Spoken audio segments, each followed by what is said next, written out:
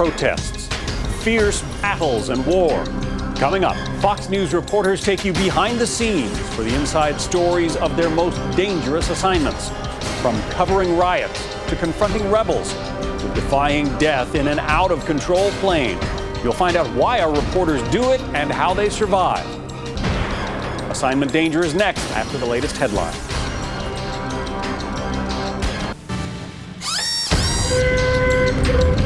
They are blasting right now, right behind us. This is the third time that air raid sirens have been going off today. In some spots, every home is burned to the ground except for the brick fireplaces. In other spots, it's very random. Soon we're led into a makeshift jungle lab. Camouflage covers the treetops so government planes can't see what's going on. Okay, raise your foot. Oh, that's impossible. Have you ever wanted to be a reporter? Do you know what it takes to cover a big story or how to react in the face of a perilous situation? In the next hour, you'll find out. Welcome to our special. I'm John Scott. The stars of this program are Fox News Channel's reporters, producers, and cameramen. They'll take you behind the scenes of some of their biggest and most dangerous assignments, and you'll find out how they survived. First up, as bombs fell, Rita Cosby continued reporting live from Belgrade.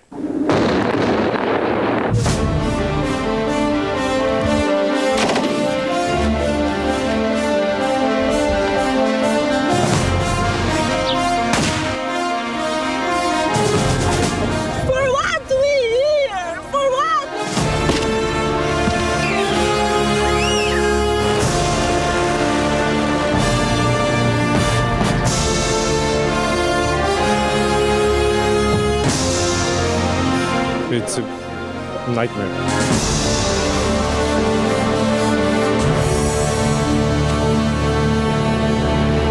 The last major military conflict of the 20th century was among its most controversial and brutal. The war in Kosovo claimed tens of thousands of Serb and Albanian lives, as well as journalists who were in the wrong place at the wrong time. It was in this extremely tense climate that in May 1999, Fox News accompanied Reverend Jesse Jackson and other religious leaders on a mission seeking to win freedom for 3 American POWs. It was probably the most frightening experience of my career. Almost immediately after we arrived in Belgrade, the anti-aircraft fire was lighting up the night sky, the NATO bombs were dropping, the ground was physically shaking. It was very scary, and you never felt safe. You could see the panes of glass in the windows shaking. I don't think any of us, even though we'd been traveling for 24 or 36 hours at that point, I don't think any of us wanted to sleep. We do have some breaking news to report. All live shots had to be done by phone. There was no TV transmission because NATO cruise missiles had knocked out the Serb broadcasting tower. For days, the Fox crew and Jackson's delegation endured almost no sleep and constant evacuations from buildings deemed as targets, while NATO continued to wage its assault on Serbia. They are blasting right now, right behind us. This is the third time that air raid sirens have been going off today. And I will tell you, a lot of people in the delegation with Jesse Jackson, including lots of members of the media, are quite nervous right now. I remember when I did that particular live shot on the cell phone, I had people screaming in the background saying, "Get out of the building, this building is a target." I was physically choked up, and I really thought this could be it. You never really think of the danger.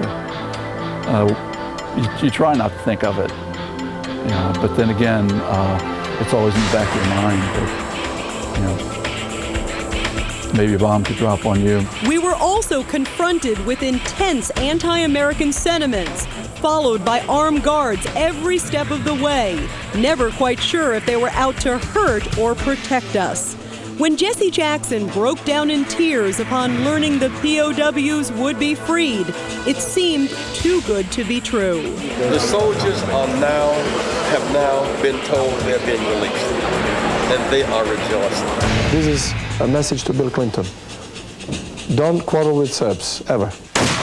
Fox News took a risk by conducting an exclusive interview with Arkan, the notorious Serb paramilitary leader believed to be responsible for raping and killing thousands of Muslims. We asked a question that we hoped would spare the POWs and us. from being murdered by his troops on our way out. Can you guarantee safe passage for them and for our delegation tomorrow? Of course, I can guarantee the secure path to Yugoslavia territory. You will have a free way to go back, of course. Even though this man was an indicted war criminal, I thought if I looked him in the eye, person to person, and got him to go on record, then maybe we would get out alive and we would not be killed as we left Serbia the next day. I thought it was the best way to ensure our safety. Free at last, free at last. Thank God Almighty, free at last. The POWs and journalists returned home safely. Arkan was mysteriously assassinated months later after a peace deal was finally forged. Yeah, I think if there aren't journalists to tell the story, then they may never be known. So it is very worth, the risk of, I think, my life to tell the story of the hundreds of thousands that may have died. Seeing those images of the war, seeing people actually killed, it changed me. But I felt that it was critical as a journalist to go in and see the destruction firsthand, to see those mass graves, to report it for history, to be able to learn from man's inhumanity to man, and hope and pray that it never happens again. Rita Cosby, Fox News. No question about it. Reporting from a war zone is nerve-wracking. Later in this special, Amy Kellogg will tell you what she endured while covering the horrors of the war in Chechnya. But first, Mike Emanuel tells you what he faced when he drove right into fires and tornadoes to bring the story to you. At this point, officials are saying the fire is 0% contained. About 300 to 400 homes have been damaged or destroyed. We expect that number to increase. 35 to 45 mile per hour sustained winds, 55 mile per hour gusts. It is a mess out here. Wildfires come with the territory when you are a reporter in the western United States. In some spots, every home is burned to the ground except for the brick fireplaces. In other spots, it's very random. It reminds me a lot of some of the wildfires I covered in California, where you would see one home burning, the house in the middle not burning, and then the house up the block burning. Los Alamos, New Mexico, the scene when a controlled burn flamed out of control. Hopscotching from one rooftop to another, flames going from one tree to another, creating flames. Mix in high temperatures, low humidity, and strong winds, and it's a chaotic scene. The town is really burning down. But this isn't your typical wildfire. Flames damaged some buildings on the grounds of the Los Alamos National Lab, known as the birthplace of the atom bomb. Both firefighters and reporters were very close to the smoke, flames, and the nuclear lab. Government officials kept trying to reassure us that there was no damage in terms of the nukes. There is no chance that there is any radioactivity in the air. But you wonder. You definitely wonder whether you're putting yourself at long-term risk. Back-to-back tornadoes smashed through downtown Fort Worth, Texas. One tornado is clocked at 206 miles per hour. I remember it very well. It was pouring, raining, hailing, heavy winds, and basically you realize there are at least one, maybe two tornadoes on the ground and you're driving in their direction. A deadly tornado blowing through downtown Fort Worth. Looking for tornadoes in the dark is the exact opposite of what we tell the public to do in a natural disaster. You definitely wonder if you're taking your life in your own hands at that point. Some may consider it crazy, but that's the nature of the job. Adrenaline gets you there, and the need to tell the story keeps you going. It's one of those stories where maybe you say a little prayer, maybe you cross your fingers, maybe you just hope that you're going to make it, but it's definitely one of those stories that you never forget. Shoot that serial trap. That's a freaking F5. May 1999, an F5 tornado, the worst kind, with winds up to 318 miles per hour, slams Oklahoma City, Oklahoma. We drive from Dallas to the scene in the dark. Driving up there, the concern driving was, watch for debris, watch for downed power lines, that kind of thing. Although Oklahoma and Texas are known as Tornado Alley, this is extreme. Well, in the State Emergency Operations Center, we've activated all of the emergencies. Powerful scenes like this one can have the effect of teaching the reporter a life lesson. Realize if you've got your health, if you've got a home, you got your family, life's pretty good. See tree collars, I need boards, and I need O2 right now. At this massive disaster, one lasting memory is how many in Oklahoma City put their community ahead of their personal needs. We got you. We got this, bro. I got it. Okay. Hey, get that baby out. Hand us that baby. Got a baby. We have a baby. Everybody, don't make a trail back here. The positive, I would have to say, was the way the people in that community responded. You know, people helping neighbors. We saw people digging people out of rubble. Let me get her on the seat, man. There's too many nails up there. The hard work of the emergency crews paid off with some amazing rescues. I got the baby. She's fine. She's fine. Thank you. Thank you for saving me and my baby and my grandma. Mike Emanuel, Fox News. Fires and tornadoes are frightening and very unpredictable. And unpredictable is the key word as our Fox News crews get caught in the middle when protests turn violent. That story when we continue.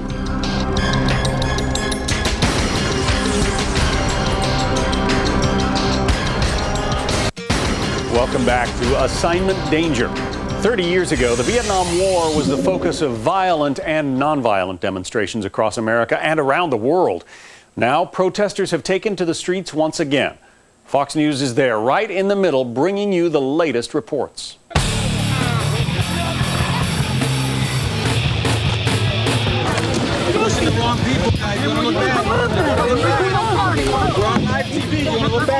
The only way to get video like this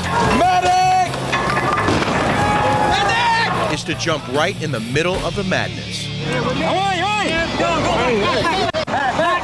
Quebec City, Quebec, Canada, April 20th, 2001. Thousands of demonstrators rally outside a 10-foot-tall security fence, separating them from 34 world leaders, including President Bush, gathering to discuss free trade at the Summit of the Americas. The protesters are angry about being locked out, confronting the police and soldiers defending the perimeter, throwing rocks, bottles, even hockey pucks, police responding with water cannons, tear gas, and rubber bullets. It's a little chaotic here right now. The police have actually pulled back from this area. I'm there to cover the disturbances with the help of Fox News producer Carlos Van Meek, photographer Scott Wilder, and soundman John Hollywood Casala. It was an extremely unpredictable story because you had no idea what would happen next. You knew there was tear gas coming, but you had no idea if there were bottles or rocks or if the crowd was going to turn on you. It was kind of like nobody wanted us there. The police certainly didn't want us there because we were kind of probably getting in their way and escalating the situation, and the protesters certainly didn't want us there either. It was a little unsettling to see these guys putting bandanas on, putting on masks, with knapsacks and backpacks. You knew that there weren't books in there. They came prepared to cause serious trouble, and they did. The global satellite truck we're using is spray painted with graffiti, its windows smashed, and tempers flared. I'm asking you a favor. You're talking about peaceful protest. I'm not doing anything. You guys are trying to move me. We catch demonstrators smashing paving stones into smaller pieces they then throw at the cops. But we stop taping when one guy makes it clear the show better be over. When the protesters see you putting them on videotape, they're obviously not too happy to see that. So a few times they actually turned right at us and on us to throw the rocks and aim their anger and their hostility towards us. At one point, police spot what they think is a bomb next to our SAT truck. There's explosive. There's explosive. Hey, Steve, over here. Get away. Hey, we're dropping everything. We're dropping everything. We were set, and I just saw everybody running from the back of the truck, protesters. Then I saw police running, and then the security we had for the truck screaming explosives. I just started saying, what? I just ripped my gear off and just ran across the street. It's like, Jesus, you know? It turns out to be harmless. And the tear gas keeps raining down. We kept trying to get into the satellite truck to escape the clouds of tear gas that were coming our way. Unfortunately, canisters were being thrown on top and under the truck, so all our ventilation that was coming into the truck was tear gas. So there was nowhere to go, and it was a miserable experience. I couldn't breathe in there. And I was like, I have to try and find something outside. And when I opened the satellite truck door to get out, just smoke everywhere. The situation is volatile, continues to change by the minute here. Other colleagues have similar war stories. In July, correspondent Amy Kellogg dodged trouble in the streets of Genoa, Italy, during the G8 summit, where one protester was killed in a clash with police. Everybody was fair game, and you just got the sense that you had no control over the situation, that the fighting, the struggling, the rock throwing, the bottle throwing could switch directions at any given moment. And in fact, journalists were targeted and in some cases beaten up. And correspondent Brian Wilson had to get physical during World Trade talks in Washington last year. I got into a little tussle late in the day. There was a conflict, a face-off between the protesters and mounted police, and the guy that you see there struggling, that's me. It got a little ugly right there and got pushed around a little bit, shoved a little bit, got kicked, and there I am again. You see me trying to get out of this mess. But no blood, no bruises. We walked away and lived to report another day. The opportunity to cover news as it happens, as it breaks, is why I think most of us get into the news business. You got to get out there if you want to do the job. Yeah, it's dangerous, and yeah, it's a bit scary at times, but it's also exciting, and it's what the job's all about. We can't go anywhere! Out of the madness, for now, Rick Leventhal, Fox News. As you've just seen, to get you the most up-to-date news, our Fox crews sometimes get caught unexpectedly between protesters and police. But for some of our stories, confrontations are planned. That's next on Assignment Danger. Welcome back to Assignment Danger. Investigative journalists are always on the lookout for compelling stories, and for television, the story always needs attention-getting video. Fox News' Catherine Herridge uses a technique that rarely fails to deliver: the confrontation. Here's her report. Excuse me, did you tell her this job is illegal? Excuse me. If it's not illegal, why offer to pay her legal expenses if she's arrested? Please get away from my phone. What's your connection to the doctor? Is he paying you? If they just need to deck me, they're just gonna do it. They really don't care. Chasing down interviews, slamming doors, and screeching tires. Dangerous confrontations. The stakes are high and the pressure is on you. Your intuition, I think, really kicks in, and you get a sense of whether they're angry and they're gonna take a swipe at you, or whether they're just terrified and they're going to run. On assignment for Fox Files, the confrontation's often the culmination of months of work. In this case, an undercover investigation into brothels operating in, quote, nice, clean, suburban neighborhoods. Yes. I'm Catherine Herridge from Fox Files. Are you soliciting this young girl for sex? No. When I started doing these, one of the tips I had was, you've always got to watch the person's hands. Are they going for their pockets? You got to worry about a weapon, a gun, a knife. It's really nice. And when our operative is invited to this apartment for, quote, brothel training, I confront the recruiter. I'm Catherine Herridge from Fox Files. Did you tell this woman the work is illegal? What are you talking about? What do you mean what we're talking about? We have it on tape. And if it's not illegal, why give her detailed instructions about how to know if it's an undercover cop? Huh? I don't know what their thought process is, but I can't tell you. I mean, if I had $1 for every time somebody said, I don't know what you're talking about. You know, I wouldn't be rich, but I'd have a little bit of money stashed away. We have it on tape. Me? Yes, you, on tape. Excuse me. Excuse me, can you get out of my way? Did you tell her that this job is illegal? Please leave. And then there's Carmen, part of an apparent healthcare scam, including derelicts, shady doctors, and it's your tax dollars footing the bill. Color and the people, I don't care. I care the color of the money. That is green. That's it. And the longer we tracked her, the more our team knew we had to corner her no matter what. She felt no guilt, even when others did. I do this, I'm committing crime. Yeah, I'm violating the law. I am guilty. I don't feel guilty. You know why? Because the government is the richest government in the whole world, and we need to make money. But Carmen was less willing to discuss her vision of the American dream when the camera was on her. How can you say that you're not running a scam? I don't know what he took. Are you taking people to clinics and then paying them afterwards? Of course not. What do you mean, of course not? We have the evidence. The light bulb went off. I thought, this woman is just ripping us off big time. Like, this is my tax money at work. What's your connection to the doctor? Nothing. What are you doing in the office then? Running an x-ray machine. What are you doing running the x-ray machine? Are you a trained technician? Of course not. Of course not. Then what are you doing running an x-ray? What's the deal with that? What's the deal? Because you're ripping me off and everyone else who pays taxes. What is the deal? And when the audience responds, that's your payoff. They did get some justice. It's, pretty sweet for me and for the whole team, really. Catherine Herridge, Fox News.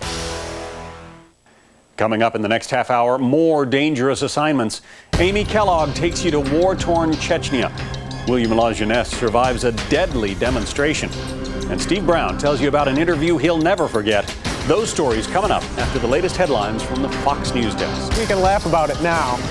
I tell this story to people and they say, you are nuts.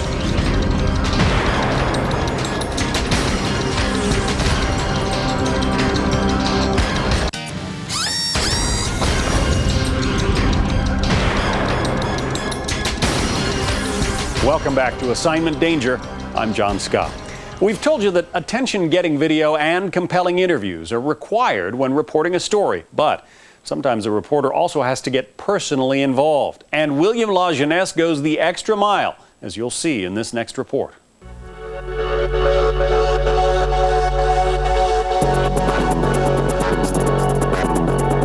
This is the best job in the world. The people you meet, the places you go, the assignments that you have, it's a blast. There's a few assignments that you get into and you don't know they're going to be dangerous, if you will, until you start it. Like the time here, we were out there blowing up airstrips with dynamite, following cocaine drug lords and blowing up their labs and their airstrips so they can't land. That was interesting.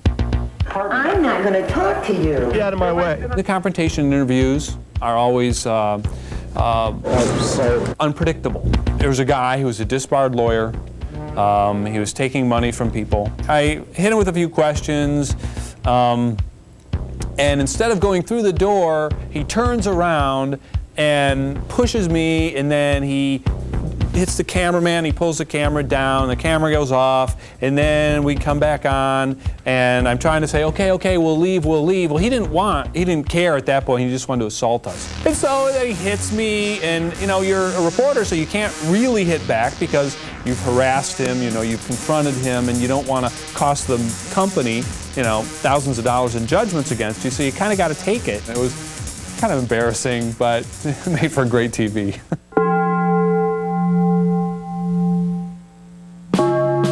This was just following the death of John F. Kennedy Jr., and there was a lot of speculation about what exactly occurred. And it began to come down to something called spatial disorientation. So you're talking to your experts on the phone, and they're telling you all about this, and you go, well, what's it like? We're going to duplicate exactly what happened to JFK's plane. They put a bag over your head, basically, so you can't see. So you don't know whether you're going right to left, up, or down, but you feel certain sensations on your body. This is going to be active. You ready? That right there was so wild. We're going down, down, down, and I blacked out because the pressures become so great. Apparently your blood drains from your head, and the world begins to get narrow and narrow. And then boom, you're out. When your plane is going down, there's something like 300 pounds of pressure. And he says, try to lift up your leg, which would have allowed JFK to get his feet on the foot pedals to control the plane. Okay, raise your foot. Oh, that's impossible to even get your feet off the ground. Couldn't do it. The pressure was so great because you're going down. You can't do it. You're trying to lift your leg. You can't do it. This, to me, was probably the scariest story. There's something called salvage diving, and this was after the crash of another airplane. Your air is supplied from the surface. So they put on this heavy helmet. It's like 35 pounds. They're often copper. Sometimes they're fiberglass. They're really heavy. But your field of vision is just this big, okay, real little. And I'm not a claustrophobic person. You start hearing yourself breathing. Your mind begins to think, my God, if something happened, I could die standing in this suit. On the dock right here, I'd have no air at all. Give him a little more air. I remember almost wigging out on this story, and I said to myself, I cannot not go back with this story. You know, I'm not going to have a job, or they're going to be really mad at me if I don't come home with a story. You can't bail out now. It's fun. I mean, you die for these kind of stories. This is what I want to do. This is the best job in the world, bar none. When we come back, riots, war, and an interview you'll never forget. Assignment Danger continues after this break. To Assignment Danger. Colombia is a stunningly beautiful South American country, but it's also an extremely dangerous place, especially for journalists. Our Fox News crew went to Colombia to report on cocaine trafficking and stood face to face with ruthless guerrilla and paramilitary units responsible for thousands of murders. Here's their story.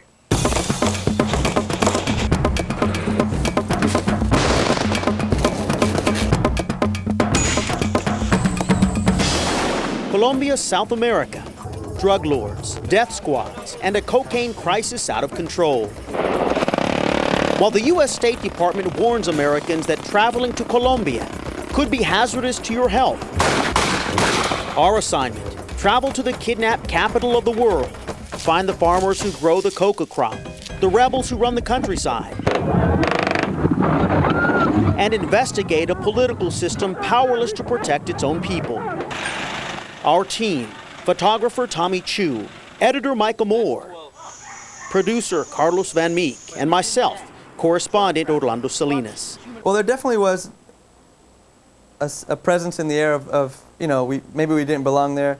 But the brass at Fox gave us the green light. Report on the impact of a $1 billion U.S. aid package to help fight the drug war in Colombia. Annually, 3,000 people disappear there. 120 Americans, mostly tourists, snatched in the past 20 years. At least 14 of them murdered. The crew knew it was going to be dangerous. In fact, we had a security meeting before we went to Colombia, and I assured everyone at that meeting that we would cancel any shoot where safety was compromised. That safety tested as soon as we touched down. Someone knew somebody, a stranger, that would lead us through Colombia's coca fields. We met what we thought was a migrant farmer who was going to just reap the coca plant.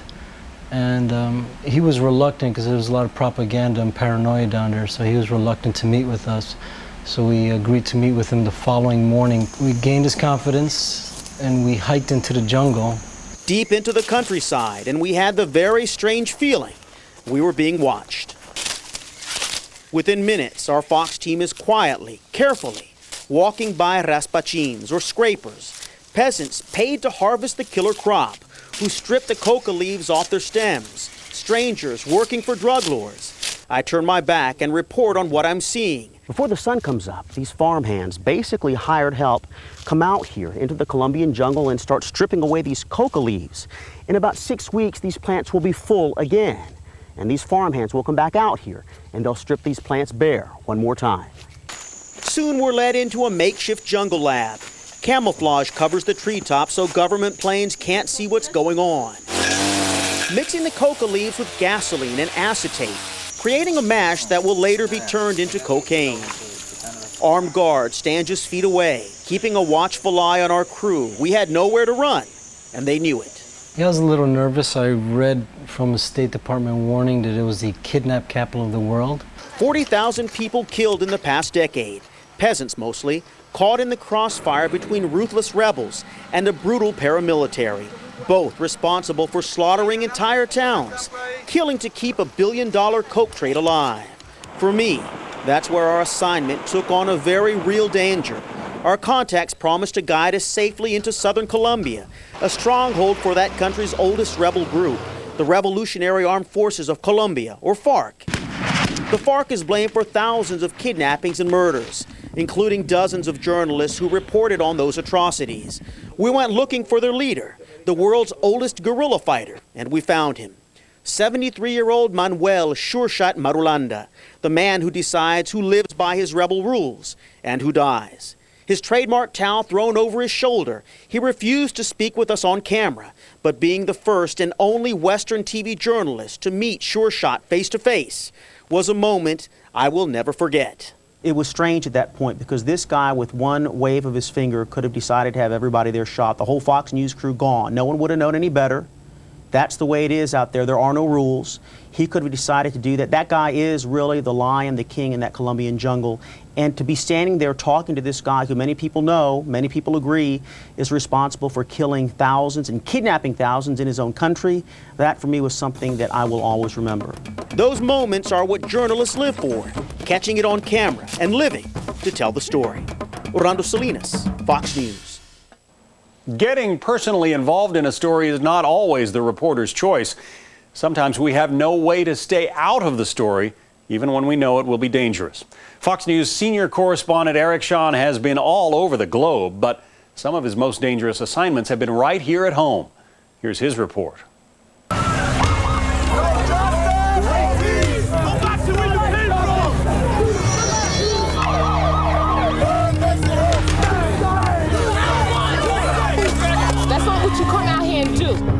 Riots, protests, and civil unrest pose some of the most threatening and frightening conditions for reporters.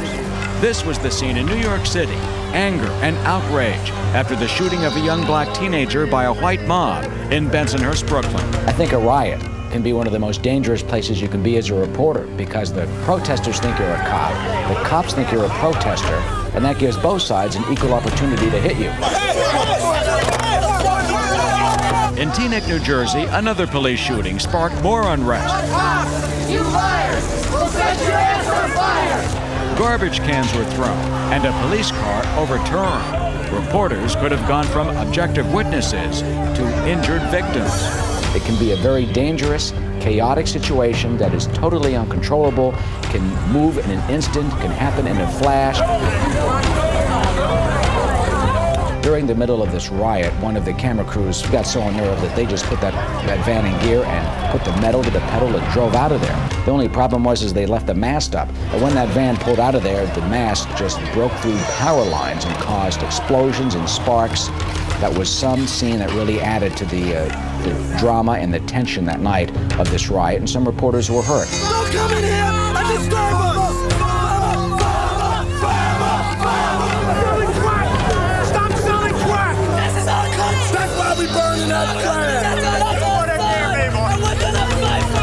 There's a lot of ways you can do this to try and keep yourself safe, but the bottom line is a press pass is not much of a bulletproof vest.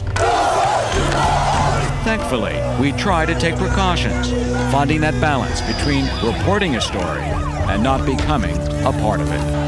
I'm Eric Shawn, Fox News. Up next, Fox News foreign correspondent Amy Kellogg takes you to the front lines in Chechnya to see the horrors of war. A bitter battle that's left thousands dead and wounded and many more homeless. That's next on Assignment Danger. One of the most dangerous assignments for a reporter is covering war.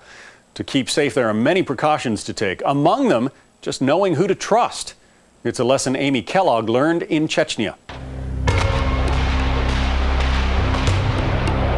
It's the guerrilla war that won't end. Many find it amazing that the Russian army can't put a substantially smaller group of Chechen separatist fighters down. But the Chechens feel they have everything to lose, so they hang on tenaciously in these treacherous mountains they know so well and outsiders fear. Who's going to come get you if you get in trouble in Chechnya? There's nothing there. There's no representative of the American government. It's a scary place. Journalists die in Chechnya, but they keep going because it is an amazing story. Russian cameraman Yuri Burak has done a lot of work for Fox. He's covered 5 wars, was shot during the civil war in the former Soviet Republic of Moldova, and had several extremely close calls during the First Chechen War in the mid-90s. But he loved the gig. I was interested as a person to be in these extreme situations, to see how war changes people, their values, to see how people relate to one another. When you come back from such a trip, you see the contrast, and I like that. Yuri headed back to Chechnya with me in February of 2000. Coverage of the second Chechen conflict was much more controlled than the first. You had to go with Russian army escorts or risk arrest. And the Russians decided when you could go. Our turn actually came up on the anniversary of Stalin's deportation of Chechens to Central Asia.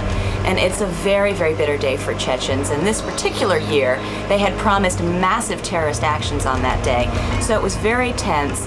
But also, it happens to be the old Red Army Day, the Russian military holiday. So where we were staying that night, Russian troops were reveling. They were driving around the compound in these military vehicles. And quite frankly, that was a little bit scary too. The Russians we traveled with, for the most part though, were very good to us. They did protect us, but they also wanted to keep us away from Chechens who wanted to tell their side of the story. The Russian army was declaring that the second Chechen conflict was all but over at the time Yuri and I arrived. That was hardly true. But they had just taken the capital Grozny. Soldiers drove us around on armored personnel carriers. Grozny looked like the moon. It was completely flattened, and yet those with nowhere else to go continued living there. The Russians warned us that Chechen snipers were among those hunkered down in the ruins, which made excellent hiding places. We were told to keep our heads down and to beware the landmines. In order to get the full story of this bitter conflict, we also had to travel to the regions around Chechnya. But those weren't necessarily safe either. Well, we wanted to go to Ingushetia because that's where the Chechen refugee camps are. But that was complicated because we had to go from North Ossetia to Ingushetia. And those two regions have had their troubles, and they're still very dangerous, and there are still kidnappings in both of those places. So you've got to find a reliable driver to take you there, and the ethnicity of the driver is important as well. For our route, we needed either a Chechen or an Ingush driver, not an Ossetian driver. So there's this elaborate network that you go through. And when we finally did make it to Ingushetia, we were told that we needed to hire an armed bodyguard.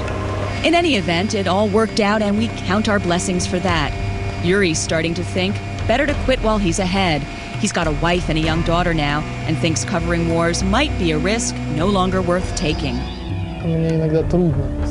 The last few trips, it became increasingly difficult to film when you see the suffering of homeless children or refugees running away from their homes they have been shelled. No doubt there are others ready to take over, because that story needs telling and shows no sign of going away anytime soon. Amy Kellogg, Fox News. From war-torn Chechnya, we return to the U.S. for a nature story. The assignment started out tame, but soon turned wild and dangerous. That's next on Assignment Danger. Well, back to Assignment Danger. Although we try to be prepared for anything, a reporter never knows for certain what to expect. Next, our man Steve Brown tells how he and his cameraman had a confrontation of a very different sort, and they survived it barely. When you're doing stories about wildlife, you try to get as close as you can, but sometimes you can get too close. We can laugh about it now. I tell this story to people and they say, "You are nuts." Photographer Robert Lee and I were sent to the Vince Schutte Wildlife Sanctuary because they do something there that the Minnesota Natural Resources Department does not approve of. They feed black bears. It started decades ago by Vince Schutte, who had problems keeping the bears away from his then logging camp. So he began seeding food away from where he was going to work. He was going to work on the north side of the camp. He put food on the south side of the camp. The bears would go there, he'd work, and everything was fine. We just need to make sure that children are contained, and we don't want them running around. Over the years, word got out, and the camp slowly became a tourist attraction. A place to see bears up close. What a better way to learn about bears than working on their behalf and working alongside of them. We saw lots of bears and were warned of their potential danger by the woman running the sanctuary, Clarie Lee. Right now, this bear is dominant, so watch how the other bear react as he approaches the other bears. This is a dominant bear. But during our interview with Clarie Lee, we found out just how aggressive a black bear can be. At one point during the interview, I did notice a bear come out of the woods. I start seeing the brush moving, and I know it's a bear. This is Bardot, a 4.5-year-old female. At the time, neither of us knew that Bardot had cubs in the trees nearby. And it turns out that Mama, I think, thought that we were a little bit close to her cubs. So the bear headed for a spot where food was put out the night before. A few minutes later, the bear interrupts us again. And here's an evidence of the trust. You know, I have no food. And this bear trusts me, and look what a great opportunity. Now, obviously, this is where the double-edged sword is. Nobody should be approaching bears at such close range. That's what you're doing. And I'm doing, but I'm also, what a wonderful way to get people to connect. This bear showed no fear, just paraded right through the interview. And I'm about 25 feet away, so I feel relatively safe. I don't know how Steve felt, but I felt okay. I was backing up. I was backing up because I did not know what this animal was doing. I was about 10 feet, maybe 10 feet away from Clarie. Here's a bear right here. There's no food to coax him here. This bear is coming because he wants to be here. These are wild animals. It was at that point that the bear did what they call a bluff charge. There's no enclosures, and there you're seeing natural behavior. And we're continuing with the interview, and the animal does it again. And at that moment, bluff charge. She doesn't. My body was just surging with adrenaline at the time. But the encounter with the bear at that point was over. Bardot wandered off. Did that make an impression on you? Sure did. Yes. Thankfully, it wasn't anything tragic. But I think we did get some interesting tape. It was a tremendous experience. I'm glad I had it, but I'm even happier that I walked away. For Assignment Danger in Orr, Minnesota, Steve Brown, Fox News. Thanks for joining us for Assignment Danger. And thanks to our Fox News team for their fearless dedication to bring you the stories. For more information about Fox News Channel, our reporters and news crews, become a Fox fan today. Sign up at foxnews.com. You'll get newsletters, special offers, and even a free gift. Up next, today's top news headlines.